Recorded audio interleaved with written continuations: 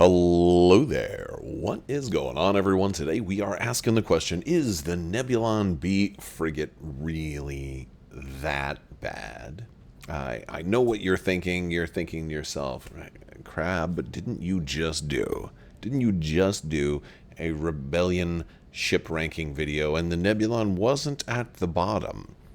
I agree, because that was based on my personal bias. But I'm asking the larger question.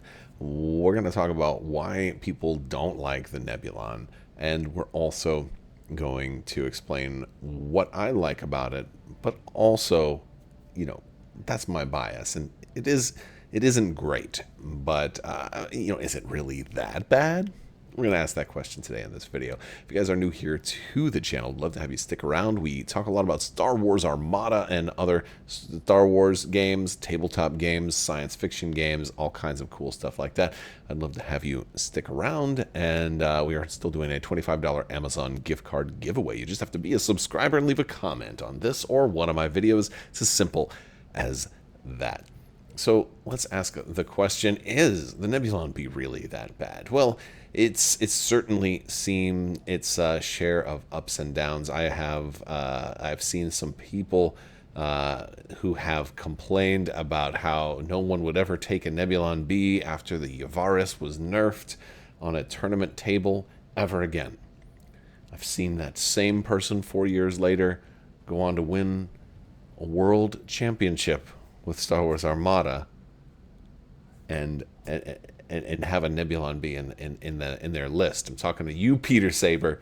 I've got the quotes. I've got the tapes. When I was researching this, I came across some interesting quotes and some interesting debate for competitive Nebulons, and I think it's somewhere. The answer is probably somewhere in between, because they have certainly been depowered over the years for a number of ways.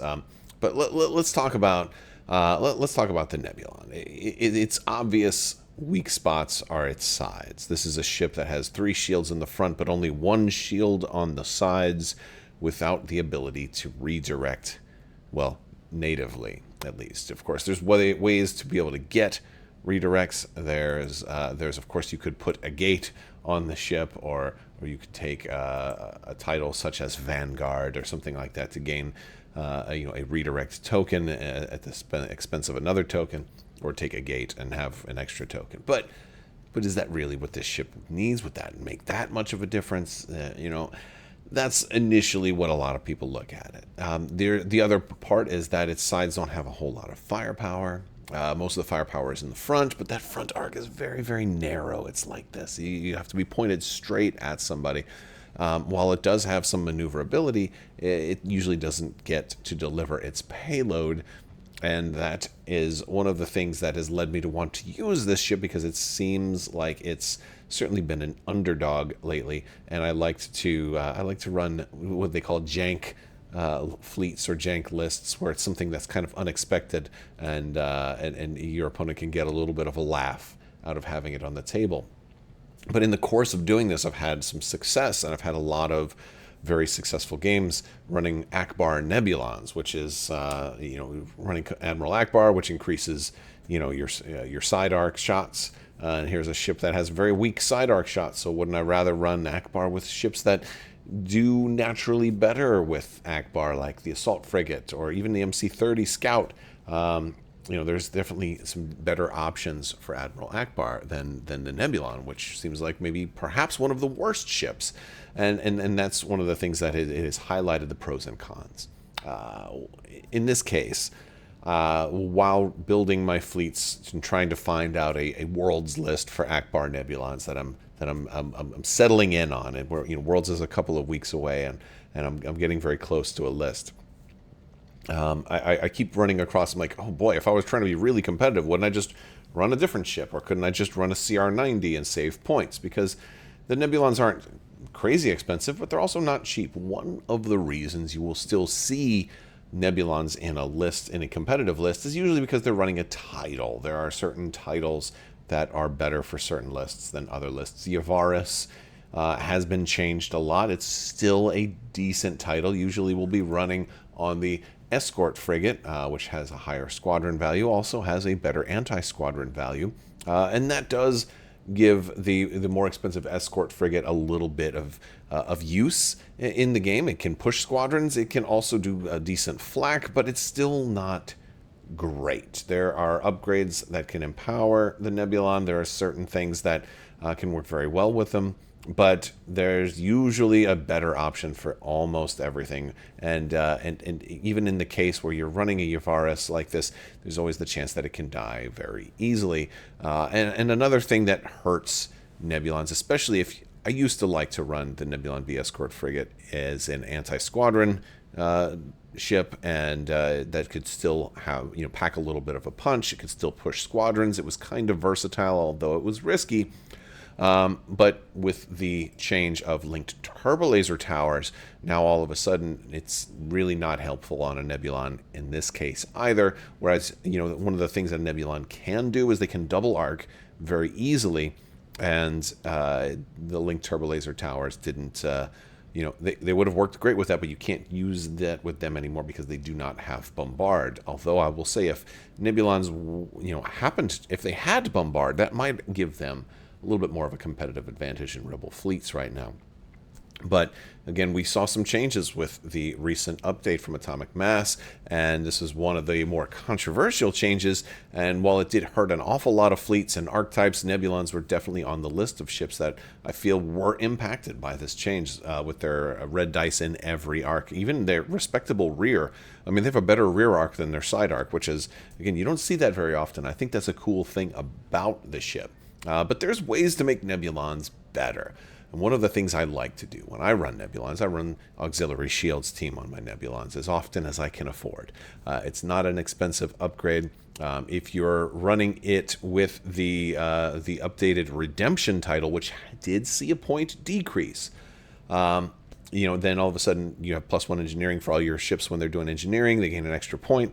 And now all of a sudden my Nebulons can all have 4 engineering points on the first turn. If they start out with an engineering, they can just pop those 2 side shields up to 2, and they start with 3, 2, 2, 2. And that's even with, and now all of a sudden the lack of a redirect isn't as big of a deal, because now you have 2 shields on the side, and you can pop an engineering mid game, and then put transfer shields back over, regenerate, do whatever you need. And so these are interesting things. But if we go back, I mean, most of the time, like when I'm looking at a Nebulon, I'm looking at the support refit. I'm usually not taking the escort frigate anymore unless it's Yavaris. I've pointed out a couple of examples in which people take them, and most of the time it's for those titles. And that's where we get into, is it really that bad? People tend to take Nebulons just for the titles. And the bad part is because you do still see them in competitive lists, but you typically see 1, and always with a title. What you don't normally see is people taking naked Nebulons, or Nebulons that don't have a title, because it's the titles are good, but the ship chassis is what I think a lot of people would prefer to be better. Now, I still like it, so I have a hard time saying it's bad because I'm biased towards the Nebulon. It's a cool-looking ship. It's iconic, and it has the potential to hit pretty hard. You can run Salvation with a Sado fleet. You can do tremendous damage out the front arc if you're very lucky. You can run Vanguard with Akbar Nebulons and still fit gunnery team on there, shooting enhanced armament, extra side stuff out the sides. I like Akbar with Nebulons because it tends to, a lot of people say that's very surprising. It shocks some people. But I tend to do that because it turns every side into a 3 red die side, except for the rear. But I mean, you don't have a weak side, really, at that point. And if you do double arc somebody, you can still, front and side shot them. Depending on if you're running Intensify Firepower, that can be better. You have more guaranteed results that way. I will admit that there are other ships that do that sort of thing better. I feel like the Assault Frigate is just generally overall better, although admittedly a little bit more expensive than the Nebulon. But with the double brace, 5 hull, and if you run the auxiliary shields team, you can get it to have some survivability. And where I think the Nebulon shines, for me, and without titles, talking about just basic Nebulons, like a swarm of Nebulons, especially when I run them with Akbar, where I think they shine is that people don't expect much. And let me know if you disagree, but I think people expect very little out of Nebulons, and because the ship is surprisingly effective, especially if you can fly it well. I think it's a ship that has a little bit more of a skill ceiling because of that very, very narrow front arc. You have to be very careful on how you point it.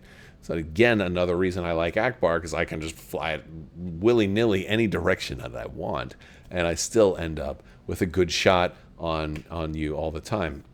And there's always that extra awesome sweet spot that's very hard to get, but when it happens, it's very nice. And that's where you fly your ship right up alongside a Star Destroyer.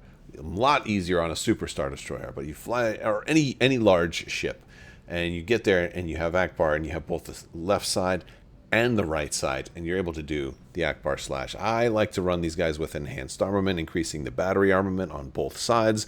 This way, even if it's an obstructed shot, I can still make the shot with Akbar. I once ran Akbar Nebulons and went up against an Anakin Skywalker Republic fleet. Now this was an Anakin Skywalker Republic fleet in the early days of Anakin Skywalker when he was incredibly broken. And admittedly I lost that game, but I came within a single hit result of winning that game. It came down to one shot where if I had one less blank, it would have been game over and I would have won. And I'm just saying, like, that's how they can do well. Admittedly, I did have a few lucky rolls and some things worked out in my favor during that game. However, I think one of my... I've won a lot of games with Akbar Nebulons, but I think a lot of that is not in a ultra-competitive environment, but also... even when people get a little more competitive in nature, they tend to look at a jank list like that and kind of laugh it off as a joke, which is maybe something that will happen at Worlds, and I will have some people underestimate me. Of course, now with me saying this in a video that I'm publishing before Worlds, pretty good chance that, people will take me really, really seriously. But either way, I'm prepared for either eventuality. So at the end of the day, are they really that bad? Do they suck? Are they awful? I don't think so. I think it's a ship that people usually take for the titles and not so much for the chassis, because the chassis needs upgrades to sort of bring it on to the level of other ships that can usually do its job better. However, it gets points for being a little cheaper than some of those ships, having a little more survivability than other ships. Right? It's not as good as an assault frigate, but it's cheaper. And it's got a little more firepower than a CR-90. But it's a little more expensive, right? And that's kind of where it is. It's an in-between ship, and a lot of times people will say, well, no, if I want the cheaper ships, I'd just rather run multiple CR-90s. If I want the better firepower or survivability, I'd rather run assault frigates or something even bigger, perhaps. But when you have the need for that in-between points, that serves the good purpose there, or if you have the need for a little extra anti-squadron armament, but still want to be able to push a few squadrons, you've got the escort frigate there. It fits an in-between spot, which generally isn't popular for competitive play. However, I'm aware that my audience is not exclusively competitive players. A lot of you like to play for fun. A lot of you are kitchen table players, or even just moderately competitive. That's kind of how I am. I'm casual competitive. I like to play in tournaments all the time, but I always try to fly casual, always try to have a good time and ensure that both of us playing are having a good time. And sometimes a thematic list is more important to me than most of the times a thematic or fun list is way more important to me than a win at all costs list.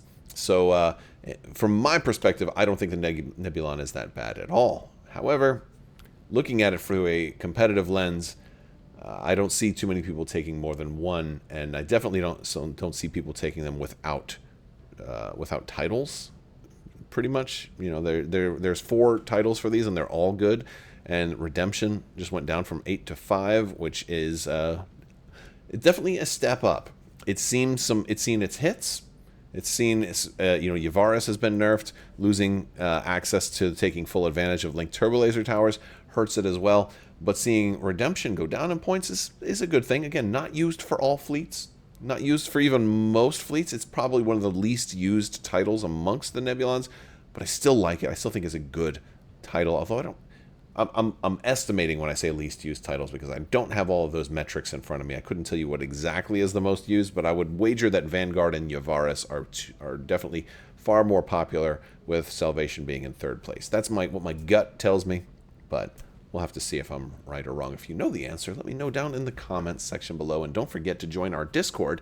That is linked down in the video description below too. We can keep the discussion going there, and you can let me know what you think of Nebulon B escort frigates, and of course the support refit. Which one do you think is better?